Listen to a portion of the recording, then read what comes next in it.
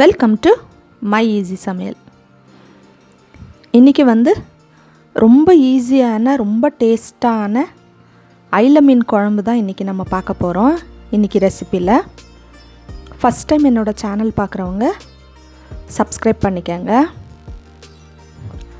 அயில மீன் குழம்பு மீன் ஃபேவரட்டான எல்லாருக்குமே அயில மீன் ரொம்ப ஃபேவரெட்டு. அயில மீன் குழம்பு ரொம்ப டேஸ்ட்டாக இருக்கும். தேங்காய் சேர்க்காமல் செய்கிறது எப்படி செய்கிறதுன்னு பார்த்துடலாம். ஃபஸ்ட்டு ஒரு 2 வெங்காயத்தில் 1.5 வெங்காயம் நான் ஜார்லே எல்லாமே நம்ம ஜார்லேயே சேர்த்துடலாம். வெங்காயம் 1.5 வெங்காயம், ஒரு பெரிய தக்காளி, கொஞ்சம் புளி, ஒரு எலுமிச்சைப்பழம் சைஸ் புளி வேணும். இது 1/2 கிலோ அயில மீனுக்கு. 1 டீஸ்பூனு சீரகம்,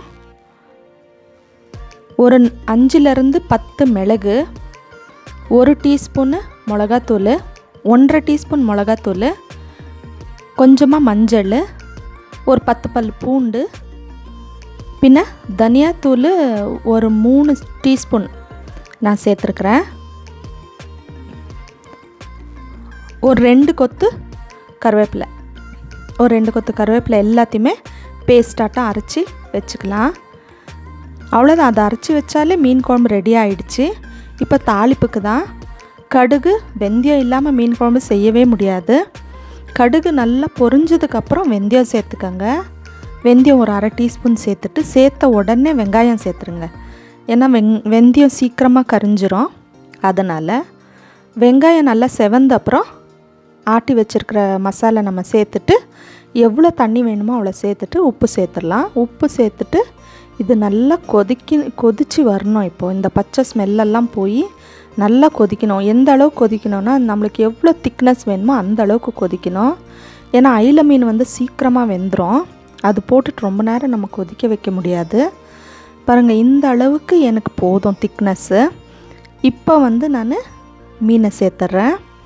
மீனை சேர்த்துட்டு ஒரு 5 நிமிஷம் தான் நம்ம கொதிக்க விடணும். 5 நிமிஷத்துக்கு மேலே வச்சா மீன் அப்புறம் நம்ம தான் குழம்புல மீன் பிடிக்க வேண்டியதாக இருக்கும். மீன் கிடைக்காது, முள் தான் கிடைக்கும். ஒரு 5 நிமிஷம் அயில மீனை போட்டுட்டு நம்ம ஒரு 5 நிமிஷம் கொதிக்க வச்சோம்னா மீன் குழம்பு ரெடி ஆகிடும். வேணும்னா மேலே கொஞ்சம் கருவேப்பிலை நம்ம தூவிக்கலாம்.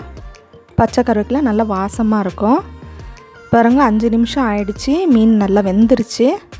அவ்வளோதான், ஆஃப் பண்ணி மூடி வச்சிட்டிங்கன்னா அந்த மசாலா அப்படியே அதை ஈர்த்துக்கும். சூப்பரான அயில மீன் குழம்பு ரொம்ப ஈஸி.